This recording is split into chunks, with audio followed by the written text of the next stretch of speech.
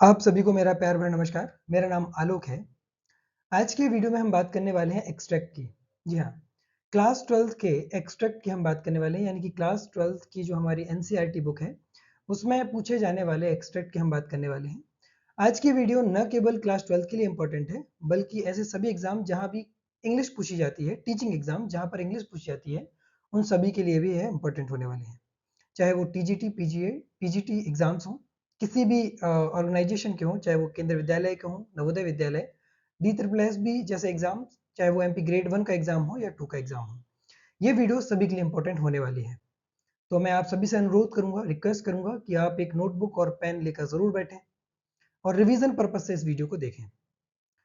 तो नोटबुक निकालिए, आज की डेट डालिए, लिख लीजिए आज का हमारा टॉपिक एक्सट्रैक्ट। तो आइए शुरू करते हैं आज की हमारी इस क्लास को बिना किसी देरी के। सबसे पहले इंस्ट्रक्शंस को पढ़ लेते हैं। इंस्ट्रक्शन क्या दिया गया है? Read the following extract and answer the questions that follow. तो पहले इस एक्सट्रैक्ट को हमने पढ़ना है और अगली स्लाइड से हमारे पास कुछ क्वेश्चंस आएंगे, उनको फिर हम धीरे धीरे सॉल्व करेंगे। तो सबसे पहले एक्सट्रैक्ट है हमारे पास, poor man, it was in honour of this last lesson that he had put on his fine Sunday clothes. क्या है ये? Poor man. ये हमारा नरेटर बोल रहा है। नरेटर कौन है? आपको अगर समझ में आ गया हो, यहाँ लास्ट लेसन से आपको हिंट मिल गई होगी कि ये जो एक्सट्रैक्ट है वो कहाँ से लिया गया है? लास्ट लेसन चैप्टर से। लास्ट लेसन चैप्टर से। और लास्ट लेसन चैप्टर कहाँ से लिया गया है, मतलब ये कहाँ पर है? हमारी फ्लेमिंगो बुक का फर्स्ट चैप्टर है, अगर आपको याद हो तो। आइए, तो पुअर मैन किसके लिए कहा गया? ये मिस्टर एम हैमल के बारे में कहा गया है। एम हैमल के बारे में कहा गया है। किसने कहा है? फ्रेंच ने कहा है। जो हमारी पूरे उस चैप्टर का नरेटर है, जो बोलने वाला व्यक्ति है ना, जो फर्स्ट पर्सन है वहां पर, वो कौन है? फ्रेंच है, वो छोटा लड़का। चलिए, इट वॉज इन ऑनर, ये सम्मान में हुआ था। It was in honour of this last lesson, उस लास्ट लेसन के सम्मान में था ये सब। That he had put on his fine Sunday clothes, कि उन्होंने, ही कौन है यहाँ पर? वही मिस्टर एम हैमल की बात कर रहे हैं वो, कि M Hamel had put on मतलब पहनना, his fine Sunday clothes. Fine Sunday cloth मतलब वो कपड़े जो कि एम हैमल संडे के दिन पहनते थे। प्रेयर का डे माना जाता है उस दिन। क्या होता है ना, क्रिश्चियन कम्युनिटी में संडे के दिन को प्रेयर डे माना जाता है। उस दिन बहुत विशेष कपड़े पहने जाते हैं। लेकिन जो विशेष कपड़े होते थे, संडे क्लॉथ्स होते थे, वो अक्सर तब पहने जाते थे जब कोई विशेष फंक्शन हो, कोई सेरेमनी हो, इस टाइप के दिनों में पहने जाते थे। लेकिन उस दिन एम हैमल ने इन सामान्य दिन पे भी क्या पहन रखे थे? फाइन संडे क्लॉथ्स पहन रखे थे। एंड नाउ आई अंडरस्टैंड, और अब मैं समझ चुका हूँ। आई कौन है यहाँ पर? हमारा फ्रेंच है, वो लड़का है ना, वो लड़का है हमारा फ्रेंच। वो क्या कह रहा है कि now I understand why the old man of the village were, why the old man, क्यों? आई अंडरस्टैंड, मैं समझा, why the old man of the village were sitting there in the back of the room. और तब मैं समझा कि जो गांव के बुजुर्ग लोग हैं ना, एक नहीं है, ज्यादा है, एम ई एन मैन लिखा हुआ है, ऑफ द विलेज, गांव के, वर सिटिंग। देखो ना, इससे भी पता लग सकता है कि यहाँ पर ये प्लूरल है, क्योंकि देखो एम ई एन मैन के लिए क्या आया है? वर आया है।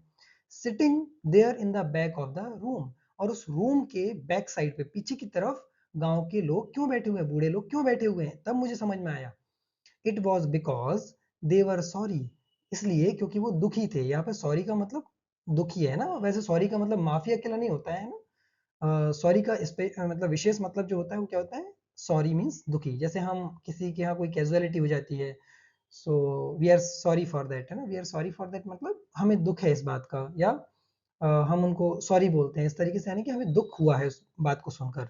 सो they were sorry to that they had not gone to school more, और इस बात के लिए वो दुखी थे कि जब वो लोग, उनकी एज थी स्कूल जाने की, उन बूढ़े लोगों की जब एज थी स्कूल जाने की और अपनी लैंग्वेज को सीखने की उम्र थी, तब वो लोग स्कूल नहीं गए, ज्यादा स्कूल नहीं गए। It was their way of thinking, ये उनका तरीका था। वो, ये उनका तरीका था कि वो लास्ट लेसन जो कि होने वाला था उसको अटेंड करें। There, it was there, there मतलब कौन? वो सारे बूढ़े लोग, way of thanking our master. Our master कौन है? मास्टर किसकी बात हो रही है? एम हैमल की।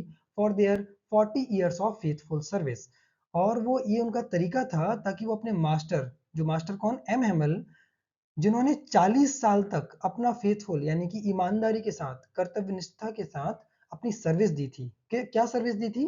उस स्कूल में पढ़ाने की सर्विस दी थी। End of showing there respect for the country, और साथ ही साथ ऑफ शोइंग देयर रिस्पेक्ट, और वो अपने देश को क्या देना चाहते थे, एक सम्मान देना चाहते थे, दैट वाज देयर नो मोर, जो देश, उस देश को सम्मान देना चाहते थे जो कि अब उनका नहीं रहा। आई होप आपको ये पूरा एक्सट्रैक्ट समझ में आया होगा। मैं एक बार समराइज कर देता हूँ। ये बात हो रही है एम हेमल के बारे में स्टार्टिंग में, कि वो मतलब एक तरीके से दयनीय भाव है, पुअर मैन, किसके प्रति है ये, एम हेमल को इंडिकेट किया जा रहा है। और कौन कर रहा है इंडिकेट, फ्रेंच कर रहा है। इट वॉज एन ऑनर, मतलब वो कहना चाहता है कि ये एक सम्मान में किया गया कार्य था, किसके सम्मान में, वो लास्ट लेसन, जो कि अब लास्ट लेसन कंडक्ट होने वाला है। इसलिए एम हेमल ने वो संडे क्लोथ, विशेष कपड़े पहन रखे थे। और अब मैं समझ चुका हूँ कि जो गांव के बुजुर्ग लोग हैं वो क्लास के पीछे साइड पर क्यों बैठे हुए हैं। आगे वो लिखते हैं, ये इसलिए ऐसा हुआ था क्योंकि वो सभी लोग, जो गांव के लोग थे, वो क्या थे, सॉरी थे, बड़े ही दुखी थे। क्यों दुखी थे, क्योंकि वो उनका जो समय था स्कूल जाने का, तब वो स्कूल नहीं गए, और अब वो इस रिस्पेक्ट शो करना चाहते हैं और अपने मास्टर को थैंक यू करना चाहते हैं, और उस मास्टर को जिसने 40 साल तक हमारे इस विद्यालय में टीचिंग की है और क्या सिखाया है, हमारी नेटिव लैंग्वेज को सिखाया है।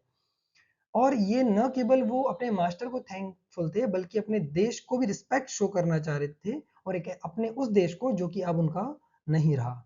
आई होप आपको एक्सट्रैक्ट समझ में आया होगा। आइए अब क्वेश्चंस को टैकल करते हैं। तो आइए, आई होप आपको एक्सट्रैक्ट पूरा समझ में आ गया होगा। अब एक एक करके हम क्वेश्चंस को टैकल करते हैं और इनके आंसर्स ढूंढने की कोशिश करते हैं। आप पहले वीडियो को पॉज करेंगे, आंसर खुद बताएंगे, और फिर वीडियो को रिज्यूम करके आंसर को चेक करेंगे। Who does the narrator refer to as poor man? Narrator ने पुअर मैन किसको रेफर किया है, किसके बारे में बात कर रहे हैं नरेटर, पुअर मैन इंडिकेट करके।